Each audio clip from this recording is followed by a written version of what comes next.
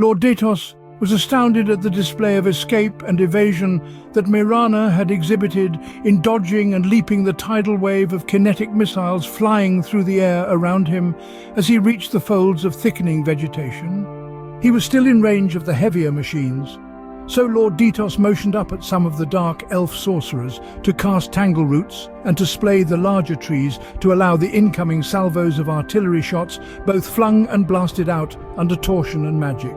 to hit unimpeded by the thickening canopy of dark purple, noxious forest. Lord Detos reined one of the surviving war horses that had regained its footing and was galloping in as fast as could be imagined towards Mirana, who was now contending with infernal machine arrows, rocket arrows, catapult grapeshot, and long-range ballista harpoons, had the extra problem of animated roots attempting to seize his ankles and hands.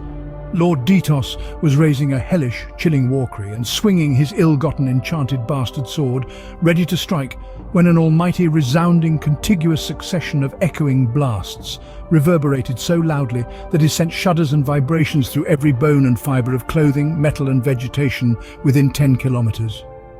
They both turned to face the stronghold where the enclave of defensive siege artillery was permanently stationed and fortified at the foothills of the mountain fortress that Detos called Domini. A reflective, triple elliptical reflective,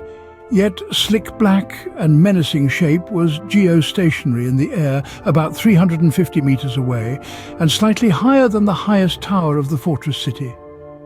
Blasts of blue-white void-hued energy were furiously erupting as massive plumes from the twin alternating void cannons on Skorpa's advanced Skith interplanar vehicle. He was here for Hisarji. The soul manifest on the Solson Tzu, implanted chip that had the record of Hisarji of the seventh blade on it, was surely in this sector. The Skith Dark Seer had advised him that the only way to know whether Hisarji had indeed any more secrets to share about the ancient arts. Skorpa had already learned much, but suspected there to be more, and therefore had set out on a quest to find the additional information. 33 years had passed,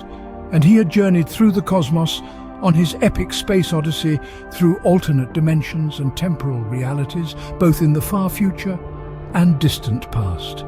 It had led him here, as the sword that was so prominent in the teachings had been traced to this instance of all that is by the seer on the second dark moon of Earth.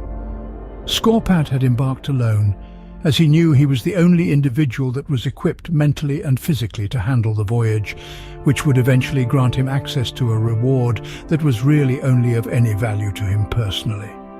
The mismatch in technology was obvious within the first 10 seconds of the deadly onslaught from the off-world spacecraft.